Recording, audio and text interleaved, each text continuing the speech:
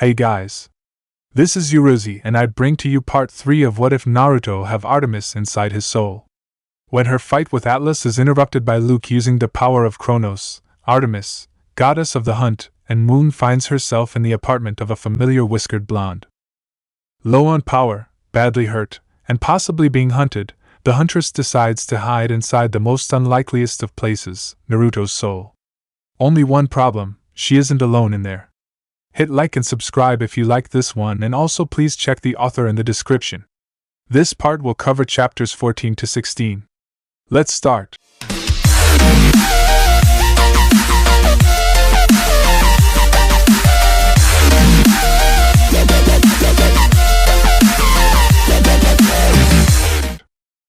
Chapter 14.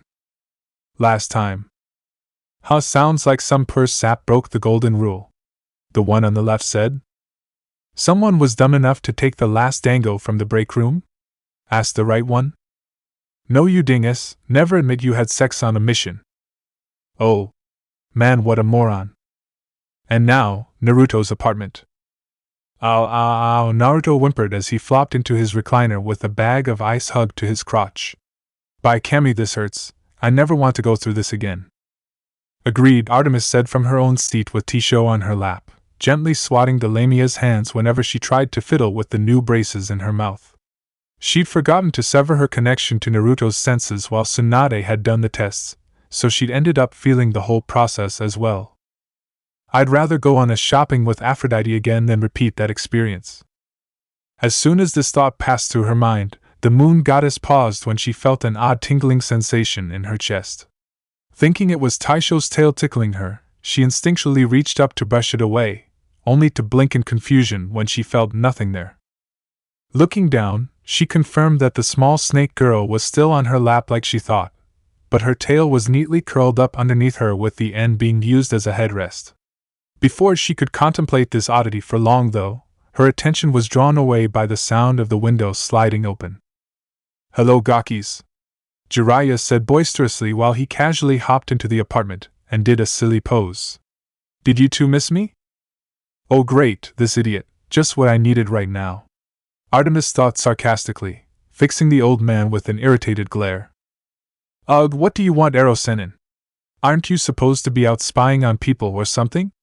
Naruto asked dully as he shifted around in his seat, small jolts of pain rushing through him with every movement. And I swear if it's because you want me to do the Oryoke no Jutsu for your research again, I will tell Tsunade-bachan that you have a picture of her in the hot springs. How did you?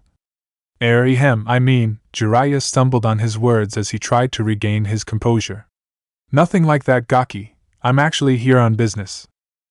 And what business would that be, Lagnose? Artemis asked, wanting to spend as little time as possible in this man's presence as possible. Well, that should be obvious, shouldn't it? Jiraiya asked back as he walked over to Naruto with an expectant look. Said whiskered blonde sighed before lifting up his shirt and channeling chakra, causing a complex sun-like seal to appear on his stomach and a chain tattoo that coiled around his torso all the way up to the back of his neck where the chain connecting him to Artemis emerged. Once it was fully visible, Jiraiya leaned in close and carefully looked over the seal with a critical eye for several minutes before backing off. Alright, everything seems to be alright still, no signs of degradation or damage. I could have told you that, I live in that damn thing after all, Artemis said while tugging on the chain sticking out of her neck for emphasis. And out of the two of us, which one is a seal master? Jiraiya asked rhetorically, making the moon goddess grit her teeth in annoyance. If that's true, then why can't you let Artemis out already? Naruto asked as he pulled his shirt back down. It's too much of a risk. The person who set that up made so many redundancies and traps that it would take me years just to find all of them, let alone disable or avoid. The pervert said with a shake of his head. Okay, then why don't we just get that person to? They/is dead. Jiraiya and Artemis cut in at the same time, making Naruto pout with a snap of his fingers, not noticing the slight amount of guilt that crossed Artemis's face. She hadn't told him that it was his mother's spirit that had locked her inside of his soul, figuring that it would have just caused unneeded strife between the two of them, and she needed him as cooperative as possible. Besides, all telling him now would do is upset him. The goddess thought with a shake of her head before returning her attention back to Jiraiya. Alright, Lagnose, you did what you needed to do, now leave. Oh ho ho, so eager to see me leave? I'm hurt, Gaki-chan, I thought we were friends. Jiraiya said with a mock sad face, casually dodging out of the way of the knife that was thrown at his head. I didn't just come here to check up on the seal, in fact that was actually just an afterthought I had after I got here. What? Then why are you here, Ero-sennin? Naruto asked with a raised brow. Instead of getting a verbal response though, he caught a small scroll that the self-proclaimed super pervert tossed to him. Confused and curious, he opened up the roll of parchment, and quickly read its contents with Artemis joining him a few seconds later. Urgent notice. Due to recent unfortunate events, all newly graduated genin will be temporarily assigned to a sensei for 7 days of individual training and evaluation. By order of Hiruzen Sarutobi, the third Hokage. Oh Kami, does this mean what I think it mean? Naruto asked as he and the goddess slowly turned their heads towards Jiraiya with looks of dread, only made worse when they saw the wide grin on his face. Starting today, you are going to be my new student, well students. Kyuso. Skata. Naruto and Artemis swore at the same time with drooped heads. Hey! What's with the attitude? You're going to get training from one of the Sannin. I'll have you know that anyone else would be honored to have me as their teacher. Jiraiya said with a huff. Whatever you say, Ero-sennin, Naruto said while waving the old man off. No respect these days, Jiraiya grumbled under his breath as he walked over to the window he'd come in from. Anyway, I expect the both of you to be at training ground 3 in 2 hours and ready for a lot of pain. With his piece said, Jiraiya gave the pair a salute before leaping out the window and vanishing into the village. I cannot stand that man, his presence is intolerable, Artemis said through grit teeth as she stood up, causing Tisho to slither up to her shoulder. Just being near him makes me want to eviscerate something. I know, but Hokage Gigi says we have to work with him, so we don't have a lot of choice in the matter. Naruto said with a shrug as the moon goddess growled softly before standing up with a small wince. Now come on, we have 2 hours until then and I want to go see how Shikamaru, Sakura-chan, and Sasuke team are doing finally, maybe raid the med storage for some painkillers while we're at it. We might as well, Artemis said with a shrug, picking Tisho up off his shoulder and handing her over to Naruto before dispelling. Now hurry up, those painkillers sound really nice right now. What could she say? She was tired of feeling phantom pains in her crotch. Hi Artie-nichan, Naruto thought before hopping out the window like Jiraiya had. 20 minutes of roof hopping later, he arrived at Konoha's hospital and after a bit of asking around, getting lost twice, and a quick stop for some painkillers, soon found himself inside Shikamaru and Sasuke's room. Shikamaru had his usual bored look on his face, his bed raised to just the right level that he could read the book he was holding, How to Find the Best Cloud-Watching Spot, while occasionally moving one of the pieces on the rotating shogi board sitting across his lap or eat a chip from the bag beside him every few minutes or so. Meanwhile Sasuke looked a mixture between infuriated and depressed as a doctor had him look through a phoropter. Which one is better, Uchiha-san, 1 or 2? 1. Deciding wisely, for once, to leave that ticking bomb for later, the whiskered blonde walked over to Shikamaru and waved. Hey Shika, I heard you guys ended up in a bit of a mess while on mission. It was troublesome, the lazy boy stated, not taking his eyes off his book as he idly moved another piece. Says the guy who thinks breathing is more trouble than it's worth at times, Naruto said, chuckling when Shikamaru shrugged in response. But seriously, how are you doing, buddy? No lasting issues, they'll be releasing me tomorrow, Shikamaru said with another shrug. That's good to hear. I also came by to introduce you to my new friend, say hi Taisho-chan, Naruto said while petting the lamia's head gently. Finally looking away from his book, the lazy Nara glanced at the snake girl with a cocked brow before going back to his book. How troublesome, Choji told me about her earlier. Should have figured he would, Naruto said with a chuckle. So I. Go on Naruto, we both know that I'm not the one you want to see right now, Shikamaru cut him off while pointing to the door. Sakura is in room 207 of the urgent care recovery ward. He's perceptive as ever, Artemis said, feeling a small amount of respect for the spiky-haired boy's ability to read others. Take away his laziness, and he'd be an ideal man for Athena have one of her brain children with. Unable to deny the lazy boy's statement, and ignoring Artemis's crazy moment, Naruto sighed as he walked towards the door. Thanks, Shikamaru. I'll talk to you later then. Yeah, sure, Naruto, whatever you say. Shikamaru said with a lazy wave of his hand, thankful that the book he was holding hid the guilt covering his face.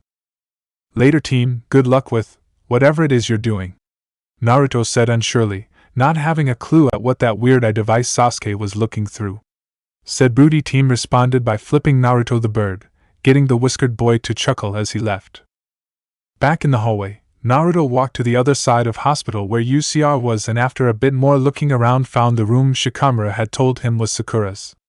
Pushing the door open and stepping inside, his breath caught in his throat as he saw the condition his crush was in. Sakura, who had been lost in her thoughts since her conversation with Ino, was jolted back to the present when she heard a shocked gasp. Looking to see who it was, the pinkette blinked in surprise when she was greeted by the sight of Naruto rushing over to her. Sakura-chan. Oh, Kami, are you alright? What happened? How are you feeling? These were just a few of the questions that flew from the blonde's mouth as he knelt beside her bed with a look of worry. Stunned by his concern, sudden entrance, and rapid questioning, Sakura responded with the ever-intelligent response of, "What?" Of course, Naruto wasn't deterred for a second as he zipped around the crippled pinkette worriedly. Do you need anything? Are you comfortable? Are you? Naruto! Sakura yelled once she finally managed to regain her wits, causing the whiskered boy to freeze in place. Calm down, you ba. I'm alright, mostly. Oh right, sorry Sakura-chan. Naruto muttered sheepishly, missing Sakura's brief hesitation when she spoke. Artemis did not, however, and within the seal her gaze narrowed as she watched the armless pinkette through Naruto's eyes. It's just that I heard what happened then I saw you there, and I was so worried. It's alright, I've been getting that a lot lately. Sakura said slowly and neutrally, like she was carefully picking out the words to say. Naruto didn't think twice about it, figuring she was just shaken up from her recent trauma. Because what reasonable person wouldn't be shaken after having their arms cut off? Hey! I had both my arms torn off and you don't see me bitching. I said reasonable Deidara, not batshit crazy. I'm not crazy, you're just jealous of my art. Oh, don't you did dash asterisk boom asterisk. Artemis knew better. She'd had many young girls of various ages join her hunt throughout her existence, most of which had been in varying states of emotional and physical distress, the latter of which usually ended with her shooting some foolish male mortal. As such, she was easily able to recognize this girl's actions as one of unsureness and self-confusion instead of unease and depression. Somebody gave her a reality check, and a big one by the looks of it. Artemis thought, having seen similar reactions when she or her more experienced hunters would help girls who had been in denial about something. Question is, what was it about? Still, I heard you were hurt, but I didn't think. I'm sorry this happened to you, Naruto said, struggling to come up with something to say that would make her feel better. You and me both, Sakura muttered, looking down at her arms sadly as she wiggled the useless stubs. Shaking her head to clear the depressing thoughts, Sakura looked around quickly for something to change the subject before settling her sights on Naruto's shoulder. So, you gonna introduce me to your little friend there or what? Blinking in confusion for a few seconds, Naruto smiled widely once he realized who she was talking about and gently nudged Tisho, who had started to doze. Waking up with a slight start, the little Lamia looked at Naruto with a confused hum. Hey Taisho-chan, look, someone wants to meet you, Naruto told her while pointing to Sakura, causing the snake girl to look at the pinkette before slithering down the extended arm. When she reached his hand, her tail coiled up around the forearm and she leaped onto Sakura's bed, her wings fluttering slightly as she soared. Sakura-chan, Taisho-chan, Taisho-chan, Sakura-chan. Naruto introduced simply, not feeling the need to say more as he watched Tisho slither up and settle onto Sakura's chest, staring straight into the pinkette's green eyes with her amber ones brimming with innocent curiosity. Hello Taisho-chan, aren't you a cute little thing? Sakura said, smiling softly with a slight tilt of her head, inwardly squealing in delight when Tisho mimicked her. Daw, you have such a sweet voice too. Sakura gushed while using her longer arm stub to pet Tisho before squealing aloud when the little lamia started snuggling against her cheek. On the side, Naruto grinned as he saw his crush cheer up a little bit thanks to Taisho's antics, chuckling a bit when she started unintentionally tickling Sakura with her wings. Sorry to interrupt such a sweet moment, but we need to get going, Naruto. Glancing up at a nearby clock, the blonde swore under his breath as he saw that he had barely 20 minutes until Jiraiya expected them at Training Ground 3. Ah crap, the training grounds are on the other side of the village. Looking back at Sakura though, Naruto bit his lip as he watched the crippled girl smiling and laughing as Tisho played with her. Not wanting to break the two up after such a short amount of time, Naruto tried to come up with a solution without avail. "Sai, just leave Tisho here with a clone to watch her," Artemis stated in exasperation, moments like this reminding her that her landlord wasn't the smartest individual. "We can't take her to training anyway, she might get hurt." "Oh right," Naruto thought sheepishly as he quickly formed said clone, startling Sakura by accident when the doppelganger appeared in a poof of smoke. "You know what to do." "What? When could Naruto make clones? And solid ones at that?" she asked herself in shock as the Kage Bunshin saluted Naruto before walking over to her bedside and taking a seat. "Sorry Sakura-chan, but I have to go. Hope you don't mind me leaving Taisho-chan here with you for a bit. If you need anything, ask the clone. Bye," Naruto said quickly as he rushed out of the room. Alright then," Sakura muttered awkwardly, her eyes flickering from clone Naruto and the door in confusion, while Tisho curled up in the crook of her neck and fell asleep. "I'm starting to think I'm in a coma, 'cause I'm pretty sure the world's going loopy." Hopping across Konoha as fast as he could, Naruto landed in Training Ground 3 with less than a minute to spare. Said training ground consisted of a large clearing surrounded by thick forests, with the river cutting through one side. In the middle of the clearing stood 3 wooden posts, with Jiraiya sitting on the middle one with an amused look on his face. "You're cutting it a little close there, Gaki. What took you so long?" "Just checking up on my friends really quick," Naruto said with a shrug.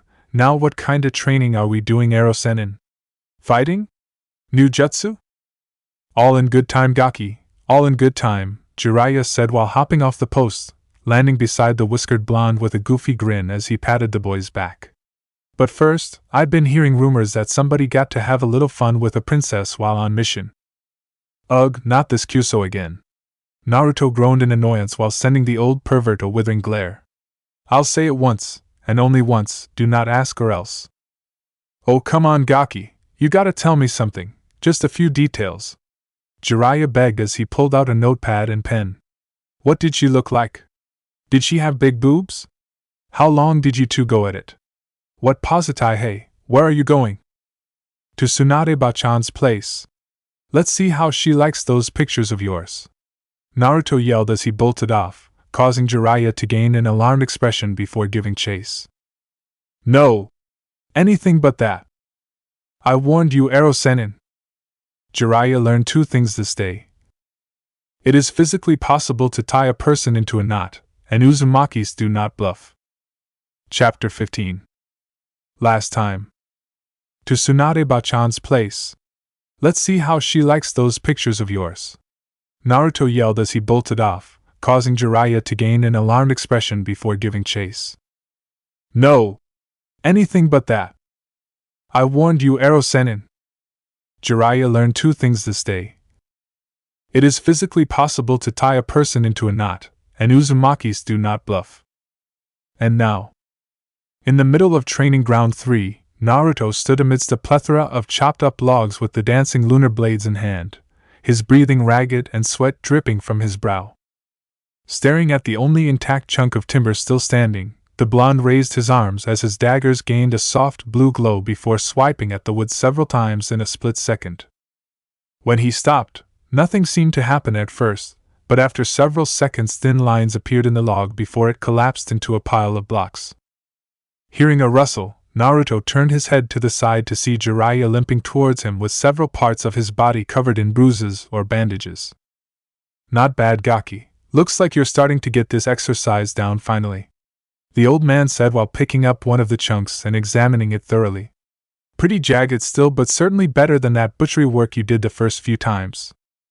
Well, that tends to happen when you're forced to do the same thing 2 hours a day for a week straight, Naruto said as he dispelled his weapons and picking up a water bottle that was laying on the ground next to him.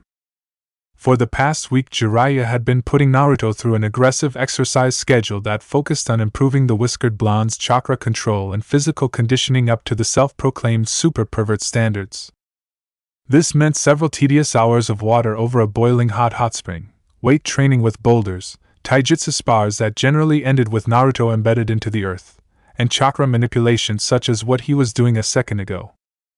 These training sessions were so intense that by the end, Naruto would be so exhausted that Artemis would have to literally carry his battered, and sometimes passed out, form home. It was worth it though, as Naruto was already starting to show improvement, if only a little bit. You know what they say, Gaki, practice makes perfect, Jiraiya stated while tossing the chunk of wood over his shoulder. Yeah, Ero-sennin, I get it. Now are you gonna teach me a new jutsu like you promised or not? Naruto asked impatiently after gulping down several swigs of water. I'm getting to that, the hermit said while pulling out a small scroll and tossing it to the blonde. Quickly unrolling it, Naruto's brow rose in confusion when all he saw was a basic storage seal. Channeling chakra into it curiously, his confusion quickly turned to disbelief, then just as quickly into annoyance when it released. Water balloons? Seriously? Is this some kinda stupid joke? Naruto asked angrily as he picked up the bucket filled with said liquid-filled rubber bubbles. Hold your horses, Gaki, let me explain before you get mad, Jiraiya said with his hands held up in a placating manner. Fine, but talk fast, Lagnose, our patience is starting to wear thin, Artemis stated through Naruto with a frown. This entire week had been one large chore for her, as she had to constantly restrain the urge to possess Naruto and strangle the perverted sage.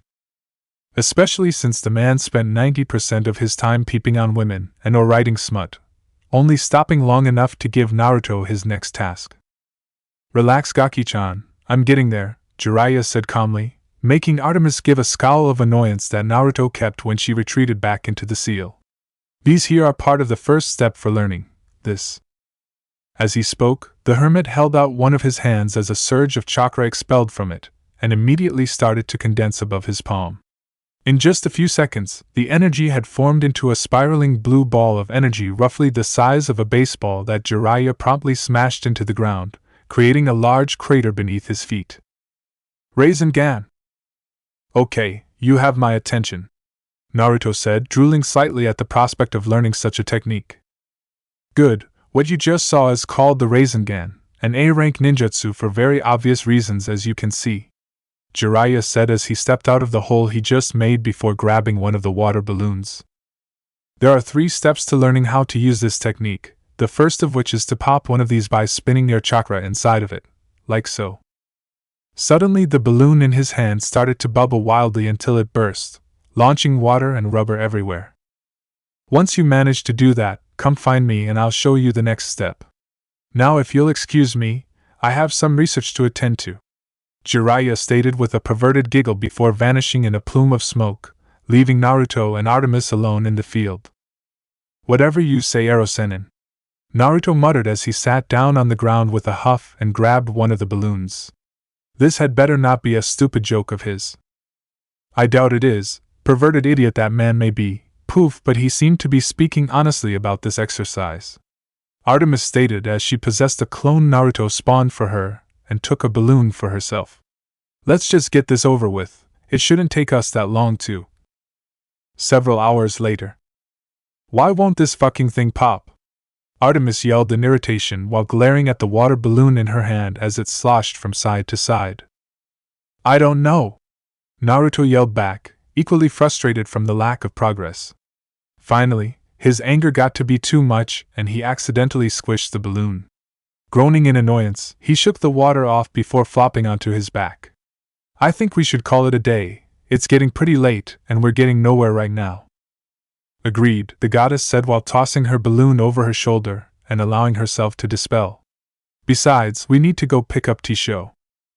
That we do, Nei-chan, that we do, Naruto said as he pushed himself off the ground, stretching a bit to work the kinks out of his stiff muscles before leaping into the air. Several minutes of tree then roof hopping later, Naruto landed right in front of the hospital entrance with a grunt and darted inside, blowing right past the front desk attendant before he realized what happened. Zipping through the many hallways with ease, it only took Naruto a minute or so this time to locate the door he was looking for. Pushing it open, the blonde smiled softly at the scene he was greeted with inside. Sakura still lay on her bed, but she was looking a bit healthier than she had before, having regained both some weight and some color thanks to a special heavy-calorie diet. Not only that, but she was also clearly in a much better mood given the genuine smile on her lips as opposed to grim blankness. And all of this was thanks to a certain chibi snake girl currently sitting on the Pinkette's chest with a small children's book laid out in front of her. Thus the little duckling kept looking, never losing hope that it would. Sakura read aloud, trailing off at the end when she heard the door open. Hey you guys, I'm not interrupting anything, am I? Naruto asked with a grin while he walked into the room. Not at all, Sakura said, giggling a little as Tisho slithered over to the side of the bed and held her arms out towards Naruto expectantly. In fact, someone was really eager for you to get back. Right. Hope you aren't mad at me, Taisho-chan, for making you wait again, the whiskered blonde said while walking up to the pair and gently picking up the little Lamia. Smiling back at him, Tisho shook her head before slithering up Naruto's arm and hugging the side of his neck. Pava here, nah mad? For the entire week, whenever Naruto was training with Jiraiya, the boy would leave Tisho with Sakura, both to keep the Pinkette company and the snake girl out of harm's way. Sakura made good use of this time though, and started teaching Tisho how to speak with some help from Shizen, who'd been assigned as the armless girl's doctor. The Lamia was a surprisingly fast study, having already memorized at least 3 to 4 dozen words. On the other hand though, since her vocal cords were still adjusting to the strain of actual use, she could only speak in short bursts, and what she did say would come out somewhat jumbled. Ah, Taisho-chan, you're such a sweetheart. Yet none of that mattered to Naruto as he returned the hug. But still, I got you something to make up to you. Reaching into his pocket, Naruto pulled out a small package of sesame seed-covered tuna sushi and held it up to the small snake girl. Not even trying to speak, a happy hum filled the air as Tisho grabbed a piece of the seafood and started nomming on it with a content smile. With her occupied for the time being, Naruto turned his attention back towards Sakura, his smile softening as he took a seat next to the Pinkette's bed. Thanks for watching over her, Sakura-chan, I really appreciate it. It's no problem, so how did your training go? Sakura asked, her own expression gaining a hint of awkwardness to it, though Naruto thankfully didn't notice.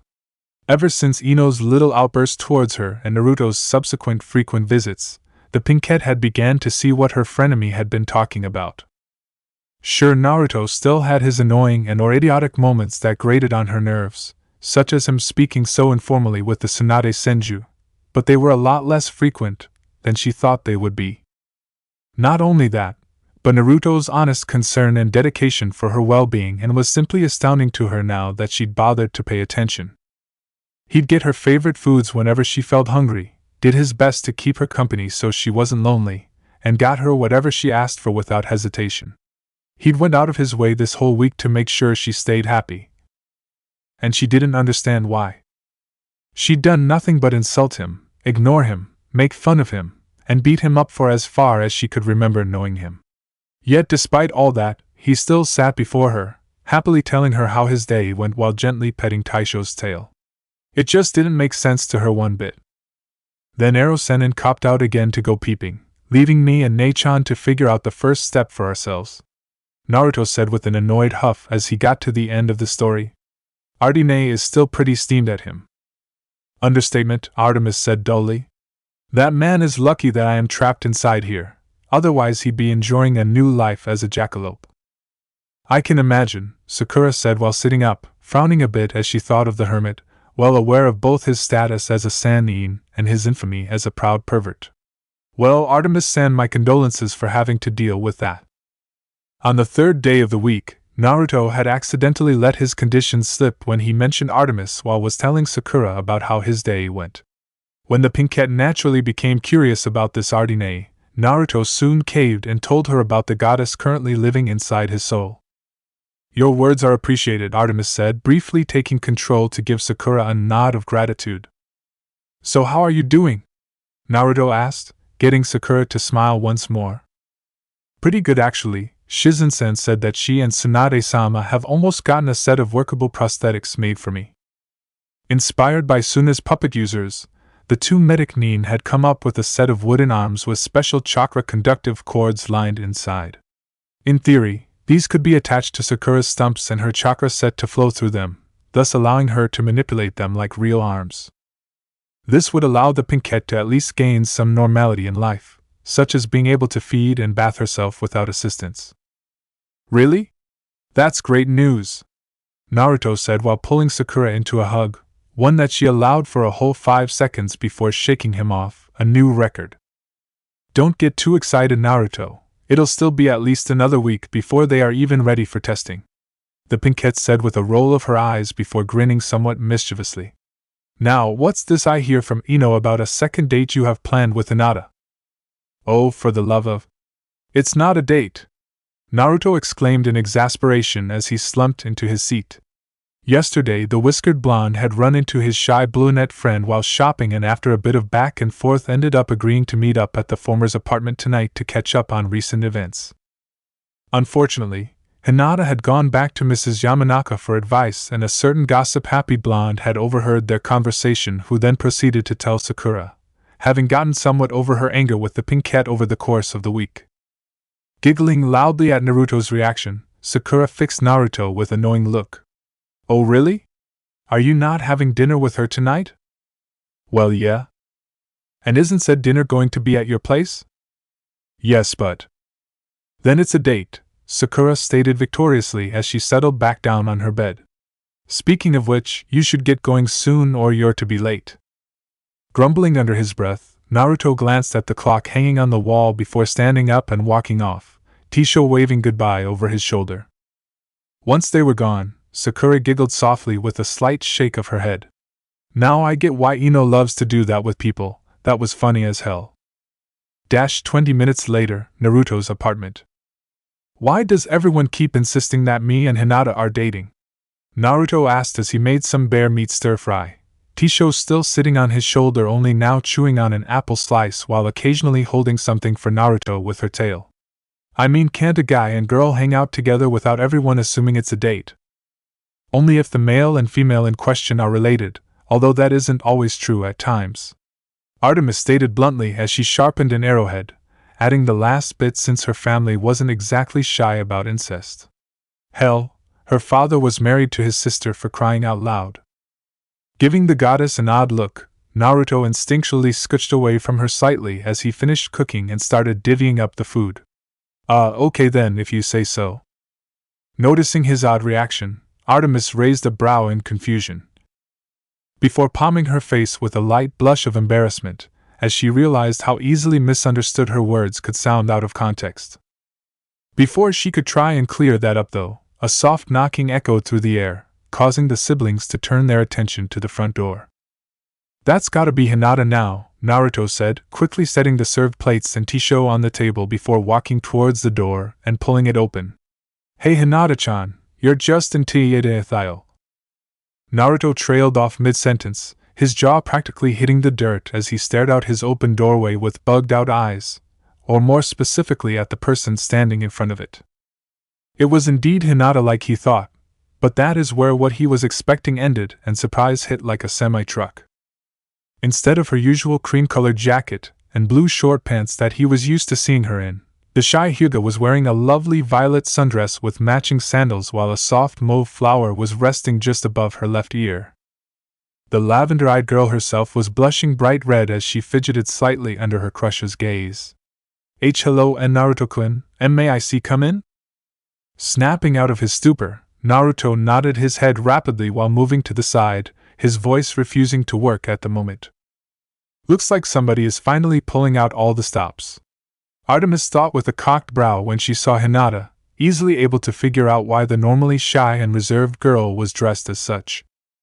The girl had almost definitely heard about Naruto's lunch with a princess and had decided upon finally taking a more aggressive approach towards getting the oblivious blonde's attention. She'd seen similar reactions many times in the past in both female animals and humans, and was usually one of the first signs that a hunter was about to go astray from her group. Deciding to break the tension that had built up between the two, the moon goddess cleared her throat just loud enough to get both of their attention. "Hello, Hinata. I'm pleased to see you could make it. I was concerned that your father may have prevented you from leaving due to the late hour." Father did voice his worries, Hinata said with an understanding nod, but IW was able to convince him that IW would be able to take care of him myself. At the Hyuga estate, Hayashi Hyuga had a neutral expression as he sat in his office with his fingers steepled, not even blinking as a young Hyuga woman walked up to him and bowed. "Hayashi-sama, Hinata-sama made it to her destination without incident. Did she notice you following her?" the man asked neutrally, getting the woman to shake her head negatively. "Good, continue to check up on her every 15 minutes until she comes home. And remember, if that boy upsets my daughter or tries anything that she does not consent to." He left the sentence hanging, but the message was loud and clear as the woman saluted with a firm "Yes, Hayashi-sama," before leaving once more. Nobody messed with his little girl, and anyone who tried will end up suffering unimaginably.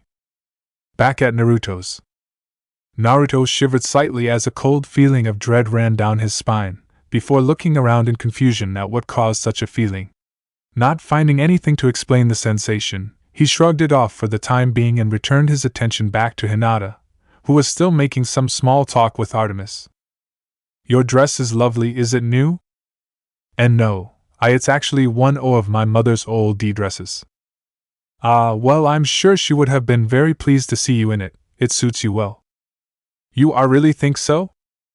"I do, and I'm not the only one," Artemis said while giving Naruto a pointed look, causing said boy to blush while Hinata's grew slightly darker before the goddess motioned to the table. "Please have a seat, the food is starting to get cold." Oh, of course," the shy girl said as she sat down across from the goddess. Thank you for the food." "Don't worry about it, I'd been meaning to try this recipe for a while now anyway," Naruto said with a wave of his hand, taking his own seat next to Hinata. "It would seem that you weren't the only either," Artemis said, pointing down to her lap where Tisho had curled up and fallen asleep, having finished her entire plate already. "We best start eating ourselves before she decides to eat it for us." "Good idea," Naruto said with a chuckle while Hinata giggled softly before the pair turned their attention towards each other. "So, how have you been doing?" Chapter 16. Last time. "It would seem that you weren't the only either," Artemis said, pointing down to her lap where Tisho had curled up and fallen asleep, having finished her entire plate already. "We best start eating ourselves before she decides to eat it for us." "Good idea," Naruto said with a chuckle while Hinata giggled softly before the pair turned their attention towards each other. "So, how have you been doing?" And now, unknown location. Inside a dark chamber, a pale-skinned man with pitch-black hair, snake-like eyes, and pale purplish coloration around his eyes sat on a throne surrounded by a large stone serpent as a pale-haired young man wearing rounded spectacles bowed before him. "So, your cover was blown thanks to the actions of your late subordinate's carelessness, Kabuto?" the snake-like man asked with a slightly raised brow as the now-named Kabuto nodded. "Unfortunately so, Orochimaru-sama. It would appear that despite my constant insistence, Kimax-sen was foolish enough to leave his notes devoid of any form of coding or security," Kabuto said, a scowl set on his face as he spoke. "So when the teams Konoha sent to Omocha happened upon his lab before the sterilization team I sent, they got full access to everything right away."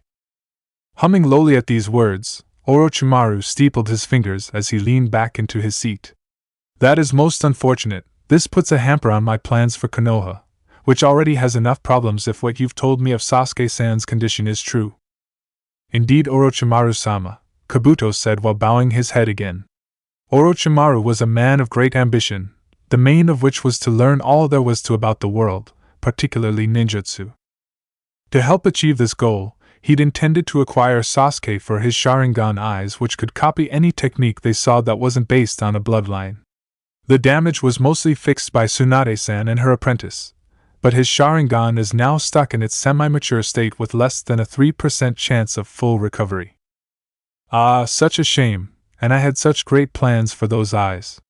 Looks like I'll just have to wait until I manage to collect a fully functional pair through other means, Orochimaru said with a dissatisfied sigh. You wouldn't happen to have any good news? Actually I do, sir, Kabuto said, his head rising in time to see the brief flicker of surprise that crossed his master's face before he held out a small vial.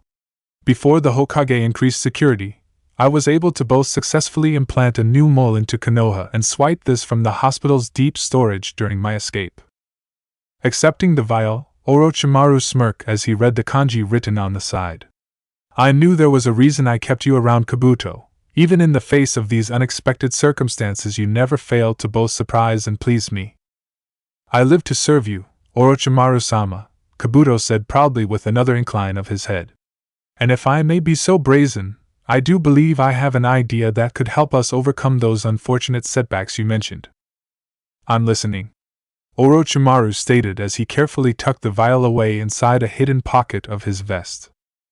Well, as you may already know, supposedly the Kyuubi Jinchuriki will be in the Chunin exams this year.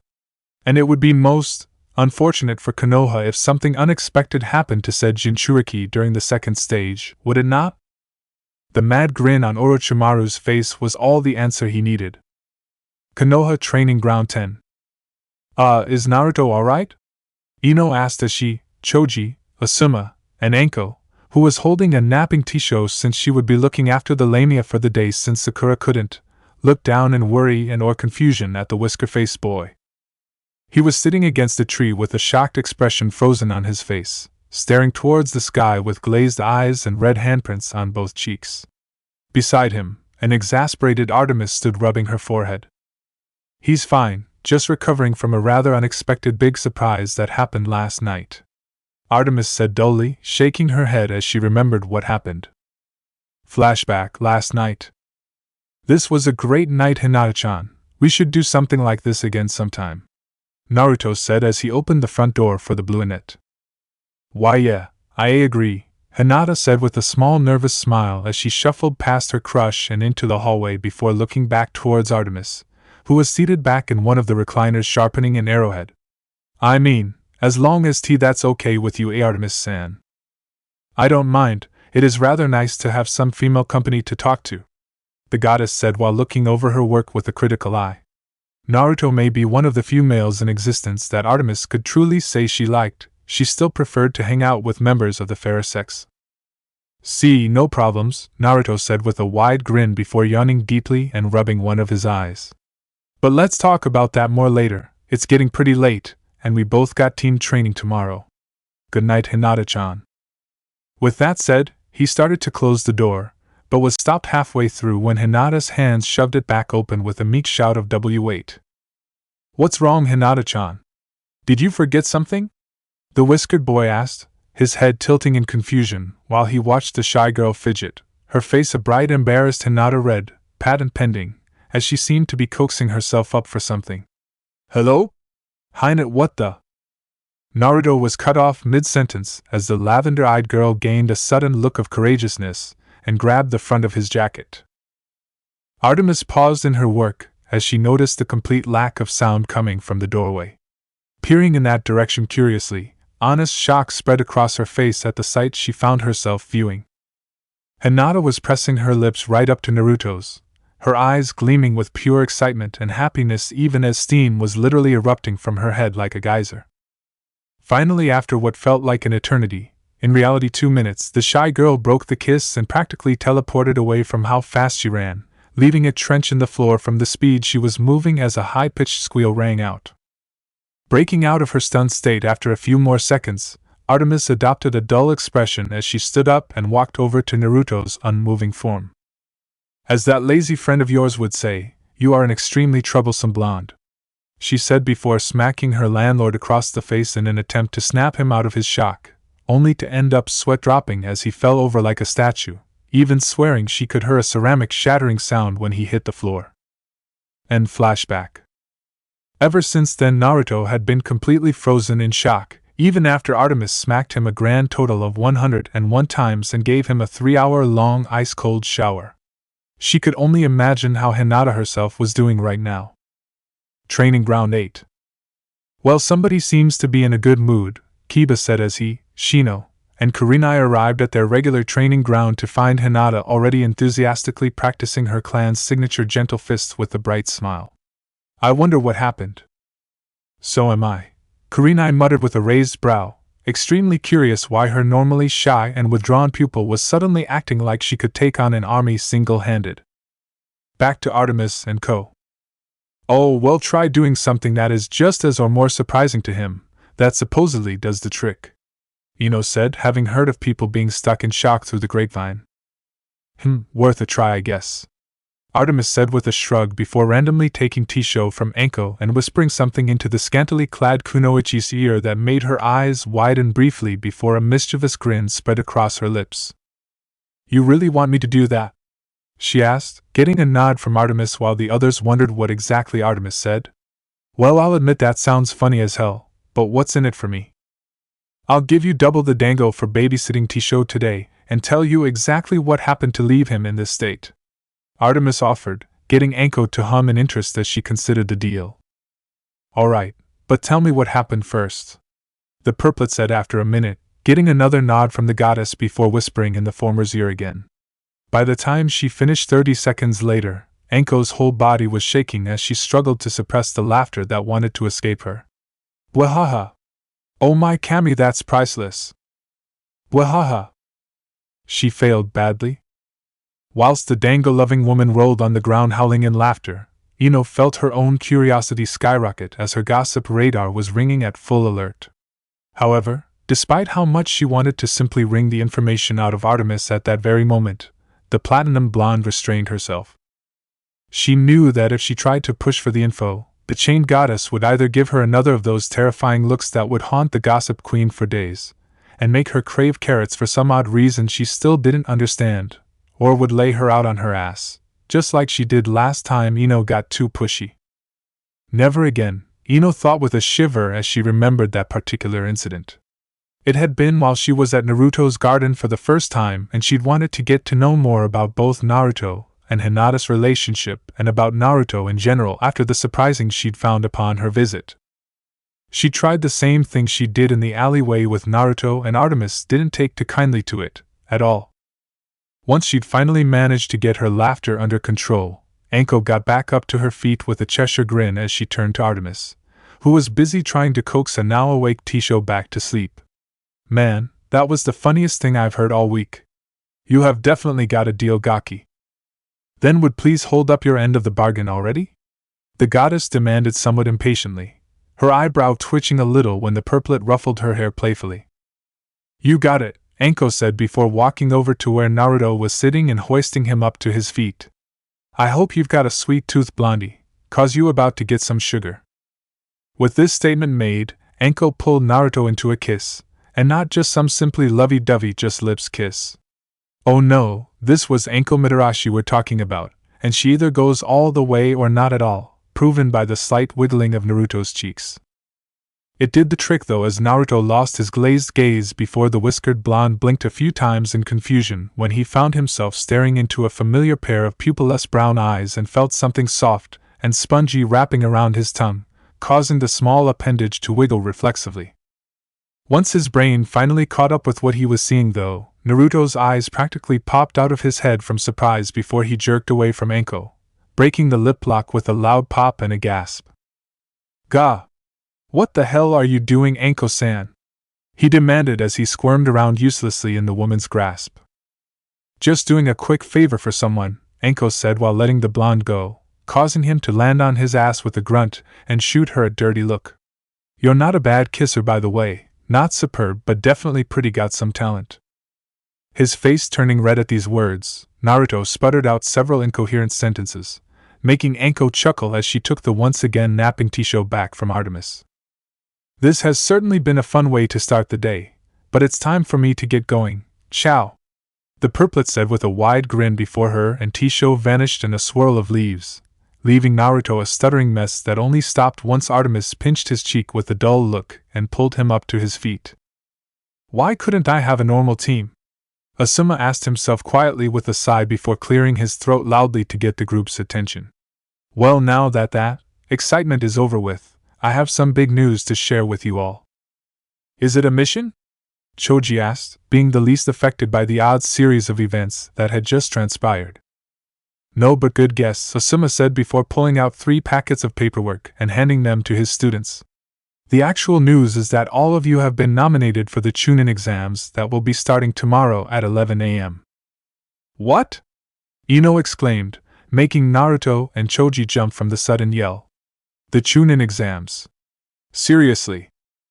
Yes, Ino, that's what I said. Asuma stated, sighing once more as Ino gasped dramatically before jumping around excitedly. What are the Chunin exams? Naruto asked worriedly, hoping that it wasn't some sort of extra classes or worse a paper test he'd have to take. Having an idea what the blonde was thinking, Asuma rolled his eyes before explaining further. Calm down, Naruto. The Chunin exams consists of 3 trials which vary each time that one has to pass on hopes of getting promoted, so you won't be doing any paper tests, probably. That sentence does not inspire confidence in Tatsu-sensei. Naruto stated dully. Yeah, anyway we won't be training today since I want all of you to consider whether or not you actually want to participate in this event. This isn't something you should just jump into half-cocked. People have and will die in these exams. Asuma said, getting Ino to stop cheering as an air of seriousness enveloped the group. I was planning to tell you all about this a week ago so you'd have more time to decide if you are ready or not, but recent events got in the way. That's all I have for you today, see you tomorrow. With his piece said, Asuma was engulfed in a puff of pungent cigarette smoke that left the quartet coughing. By Hades, I hate when he does that. Artemis said between coughs angrily while waving the smoke out of her face. Which is why he does that, I'm sure, Naruto said, equally irritated before turning around and walking off. Come on, Artemis, we better go get T-shows since training is cancelled for the day. Wait a minute, Artemis cut herself off as she realized something. Being a special Jonin, Anko almost certainly knew about this upcoming event and that Asuma would be telling Team 10 they'd been nominated for it, which also meant that she'd known that T-show wouldn't need babysat today. As she pieced these bits of information together, Artemis developed a deep scowl as her face turned an interesting shade of purplish red. Why that sneaky little? Across town. Anka. Sounds like she figured it out already. Anko said to herself with a chuckle as she heard the scream of anger and frustration ring out. The purplet was reclined in a tree with Tisho curled up on her exposed stomach, both happily munching on sticks of dango. Mama Mav. Tisho said between bites, getting Anko's smirk to widen as she patted the lamia's head. Yep, Mama very mad. Meanwhile, Hokage's tower. Hiruzen was calmly going through the numerous stacks of paperwork that his position entailed, when he heard the distinct sound of the window opening. You know, there is a door for a reason. Yeah, but I still prefer this way, Jiraiya said cheekily as he climbed in the window and took a seat before the elderly Kage. So what did you call me in for, sensei? I was in the middle of my research when I got your summons. Jiraiya, enough joking around, I need you to be serious right now, Hiruzen said, making the self-proclaimed super pervert drop his joking attitude and adopt a blank face. Since teams 9 and 10 returned with the notes from the lab they'd discovered, we have discovered no less than 6 spies working for Orochimaru under our noses for years, with all but one having gotten away before we could apprehend them. Kami only knows what form of intel they took with them. That certainly is a cause of worry, Jiraiya said as his brows knit together. So what do you want me to do, dig around and see if I can root out the rest of them? No, we both know that any remaining spies have either fled or gone to ground deep enough to hide until this blows over. What I want you to do is personally oversee the security for the Chunin exams, since according to the one spy we did catch, Orochimaru has something planned for them. Hiruzen said, getting his old pupil to nod in understanding. Got it, sensei. I'll set up every precaution I can think of right away, Jiraiya said as he stood up to leave. Oh, hold up, before you go, Hiruzen called out, making the Toad Sannin stop mid-step. Have you made any progress as to why Naruto has been unable to sign the Toad contract? This had been a bit of a puzzle for the pair since Jiraiya had attempted to teach Naruto summoning during the week of remedial training. For some reason, when Naruto tried to sign his name on the contract, it had fizzled away into nothing a few seconds afterwards, which should only happen if someone tried to put a fake name upon the document. Yeah, seems Kushina's last work caused a few more issues than we thought, Jiraiya said, making Hiruzen quirk a brow. Explain. The seal Kushina used to contain Naruto's other personality was basically a patch job by Fuinjutsu standards, something she likely slapped together with what little time she had to work with. Now don't get me wrong, it's still one of the best damn seals I've ever seen, but she was clearly rushing when she made it. You already told me this when you first examined the seal, Jiraiya. Get to the point already, Hiruzen stated impatiently. I'm getting there, sensei, Jiraiya said while holding his hands up placating. Anyway, instead of using a proper containment seal, it looks like she was forced to use a simpler binding seal that is held together by the 8 trigrams that had already been there and parts of a soul connection seal. This is why Naruto and Artemis are able to interact with each other so easily, because she is quite literally anchored to part of his soul. And it seems that the more these two interact, the stronger that anchor between them gets, which has resulted in their minds gradually overlapping over time. Hence the contract no longer recognizes Naruto's name, since by its standards he is no longer recognized as just Naruto Uzumaki. Hiruzen finished with an understanding nod. Yep, so unless either him and Artemis fully remerge into one mind again, or they somehow sever that connection for good, he'll never be able to use a summon contract, Jiraiya said with a defeated sigh. Shame too. I was really looking forwards to teaching him just like his old man. You win some, you lose some, Jiraiya. You'll just have to be happy with what you can teach him then. That's it for part 4. Thank you for watching and see you in the next video.